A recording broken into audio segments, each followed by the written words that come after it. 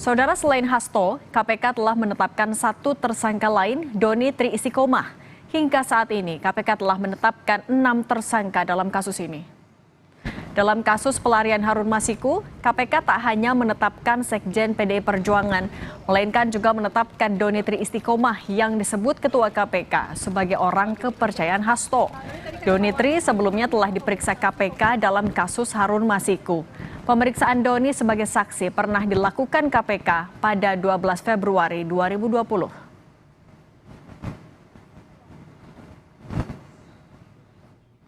Saat proses penyidikan terhadap perkara HM dan upaya pencarian DPO HM ini dilakukan secara sangat serius, juga dilakukan tidak mengenal waktu, bahkan banyak melakukan koordinasi dengan berbagai pihak.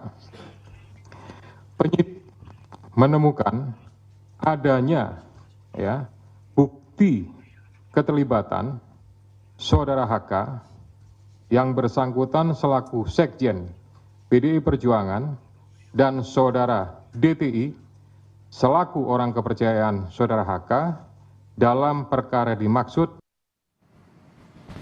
Saat diperiksa KPK pada Februari 2020 lalu, Doni Tri Istiqomah mengaku pernah dititipi uang senilai 400 juta rupiah.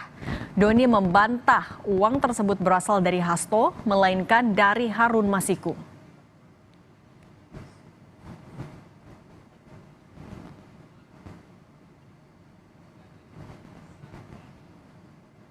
Kan saya sudah ngasih keterangan, boleh tanya ke penyidik bahwa intinya memang saya pernah dapat titipan uang 400 juta dari Mas Kusnadi.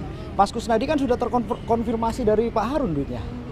Kan ada dua itu Mas, satunya dari Pak Harun, yang Pak Harun diberikan ke Riri, terus kemudian ke Mas Doni, ada juga yang dari Mas Hasto. Saya tidak tahu, jadi begini intinya, pernah Mas Kusnadi nitip uang untuk Pak Saiful ke saya.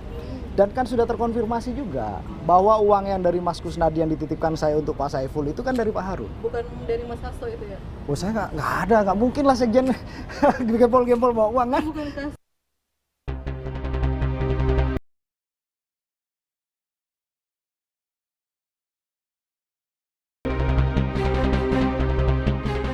Dua hari berselang setelah ditetapkan tersangka oleh KPK, Sekjen PDI Perjuangan Hasto Kristianto muncul melalui rekaman pernyataan.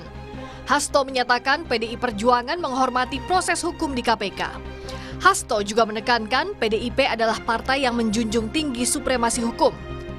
Sebelumnya, 24 Desember lalu, Komisi Pemberantasan Korupsi menetapkan Hasto sebagai tersangka kasus suap dan perintangan penyidikan Harun Masiku. Terima kasih seluruh masyarakat Indonesia yang saya cintai dan banggakan. Setelah penetapan saya sebagai tersangka oleh KPK, maka sikap dari PD Perjuangan adalah menghormati keputusan dari KPK. Kami adalah warga negara yang taat hukum. PD Perjuangan adalah partai yang menjunjung tinggi supremasi hukum. Selain kasus suap untuk memuluskan pergantian antar waktu Harun Masiku, Hasto Kristianto juga dijerat dengan pasal perintangan penyidikan. Beberapa peran Hasto Kristianto dalam upaya merintangi penyidikan kasus Harun Masiku dijabarkan Ketua KPK Setio Budianto. Salah satunya, Hasto memerintahkan pegawainya agar Harun Masiku merendam ponsel di dalam air dan segera melarikan diri. Pada tanggal 8 Januari 2020 pada saat proses tangkap tangan oleh KPK, saudara HK memerintahkan salah satu pegawainya di Jalan Sultan Syahrir yang biasa digunakan sebagai kantor untuk menelpon kepada HM dan memerintahkan supaya merendam HP dalam air dan segera melarikan diri. Bahwa pada tanggal 6 Juni 2024, sebelum saudara HK diperiksa sebagai saksi oleh KPK, saudara HK memerintahkan kepada salah satu pegawainya untuk menenggelamkan HP yang dalam penguasaan pegawai tersebut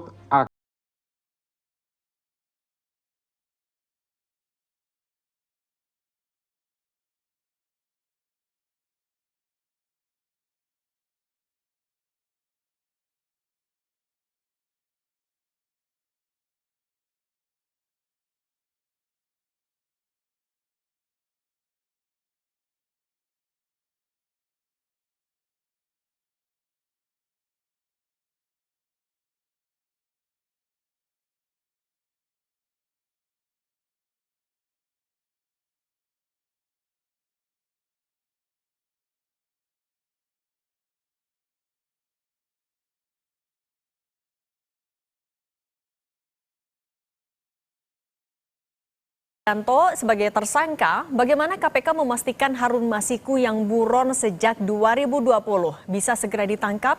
Kita bahas bersama Saud Situmorang, pimpinan KPK periode 2015-2019. Pak Saud, selamat petang, apa kabar? Kabar baik, selamat petang kembali.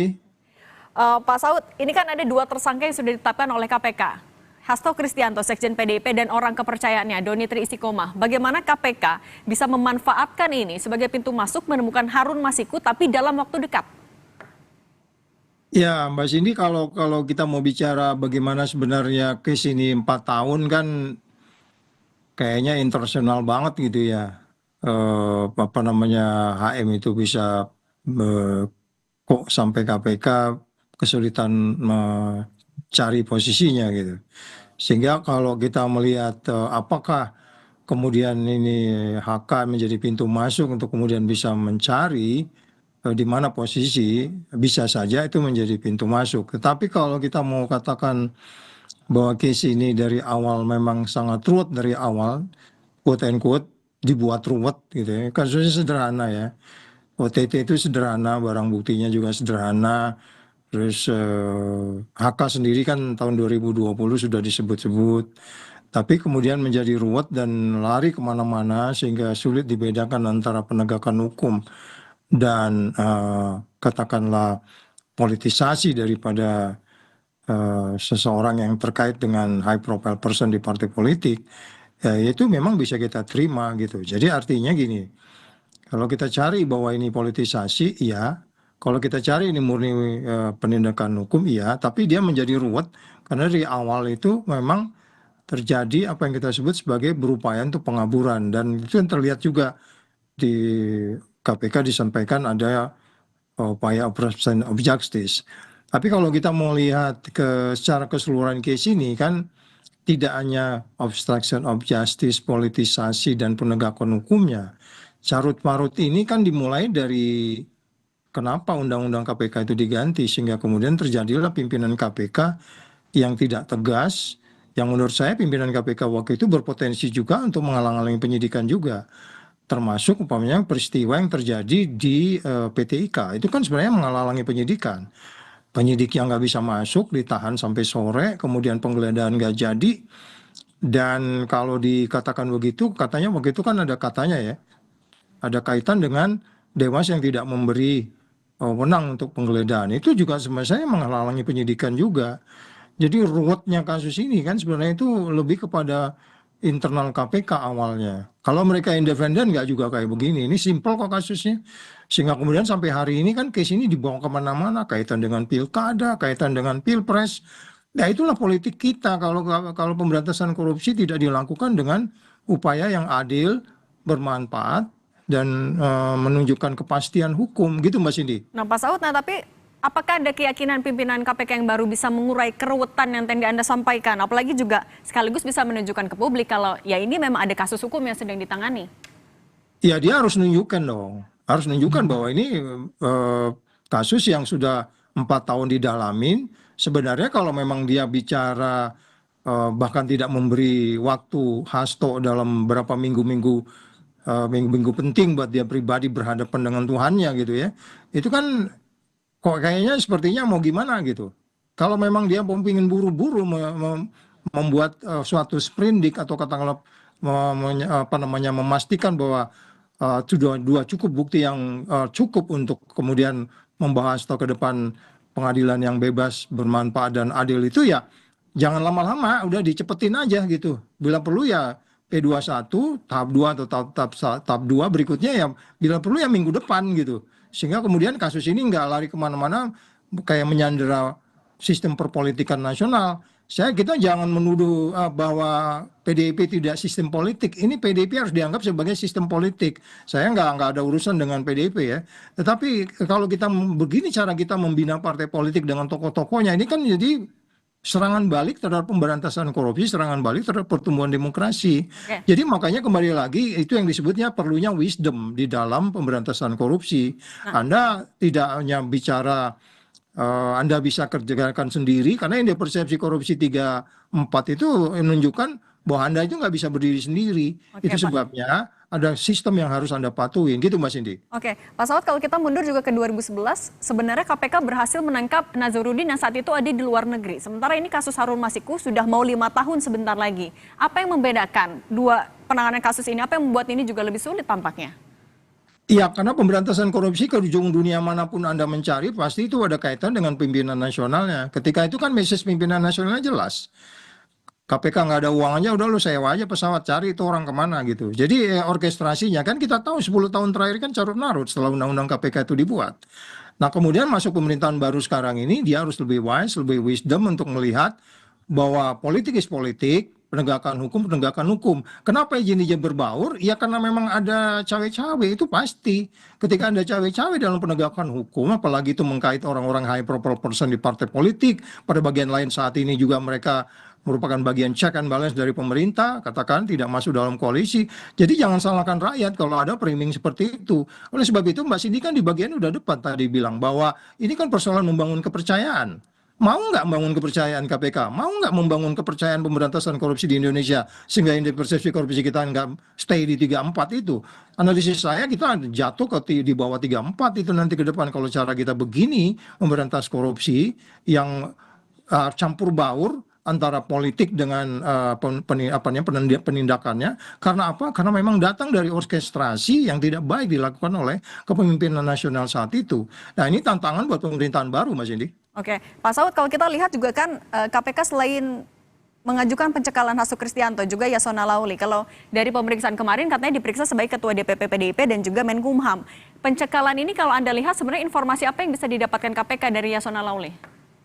Kita nggak paham ya, karena waktu dia keluar itu kalau tidak salah yang saya tangkap di media itu dia nggak ditanya-tanya soal Harun, berarti ada case lain barangkali, saya nggak tahu. Tetapi kalau kemudian ada kaitan dengan kasus Harun dan kasus HK ini, ya tentu nanti kan di situ kita nggak boleh abuse, karena bagaimanapun kan kalau dia bicara pasal 55 kan di situ menegaskan seseorang berbuat apa di kasus ini, dia menyuruh atau memerintahkan atau apapun bentuknya. Nah itu kita hargai saja proses itu. Jadi artinya apakah itu ada case langsung dengan ini atau tidak, itu penyidik yang lebih tahu, kita nggak memahami konstruksi kasusnya. Tapi bagaimanapun kalau kita bicara bagaimana hukum yang pasti, hukum yang adil, hukum yang bermanfaat itu ya tentunya KPK penyidiknya harus melihat ini lebih komprehensif. Dan ya pastilah mereka beranggapan bahwa ada 2 bukti yang cukup untuk kemudian didalami sehingga kemudian dia harus mencekal. Kalau enggak apa alasan dicekal? Kasus ini ada case lain kita kan nggak tahu Mbak Cindy ya. Oke. Jadi kita tunggu saja gitu Mbak. Pak Saud, tapi kalau misalnya bagaimana kita bisa mengukur keberhasilan penuntasan kasus ini? Apakah sampai Harun Masikunya tertangkap atau justru ya semakin banyak yang bisa diungkap oleh KPK, semakin banyak juga yang bisa ditetapkan sebagai tersangka, atau gimana sih mengukur keberhasilannya? Ya, bagaimanapun kan pemberantasan korupsi itu kan selalu diukurnya itu dari 5 hal ya. Anda transparan nggak? Ini kan dari awal kita melihat ini udah memang ruwet dari sisi transparansinya, dari sisi akuntabelnya, ya kan? Itu nggak akuntabel benar kan? Itu ada kaitan dengan Dewas, ada kaitan dengan pimpinan KPK waktu itu, ada kaitan dengan penyidik yang terkesan kok nggak bisa independen kemudian meyakinkan pimpinan. Kan biasanya penyidik yang memberitahu ke pimpinan, Pak ini buktinya cukup, kita besok expose ya. Oke, itu sekretaris pimpinan tentukan. Kita besok expose nih kasus ini. Kan kita nggak dengar itu karena nggak dilakukan dan transparan dan seterusnya. Baru kalau kita bisa transparan, syarat berikutnya kan kita nggak boleh conflict of interest. Kasus ini dari awal kan sangat syarat dengan conflict of interest terus banyak orang gitu ya. Baru kemudian bagaimana seperti TV atau masyarakat sipil didorong untuk mengawasi kasus ini. Terus kemudian melindungi orang-orang juga yang punya passion untuk pemberantasan korupsi, ya kan? Jadi artinya makanya beberapa bekas-bekas mantan pegawai KPK kan mengungkap juga ke publik ketika dia di KPK, kami dengar kayaknya ini begini, kayaknya begini.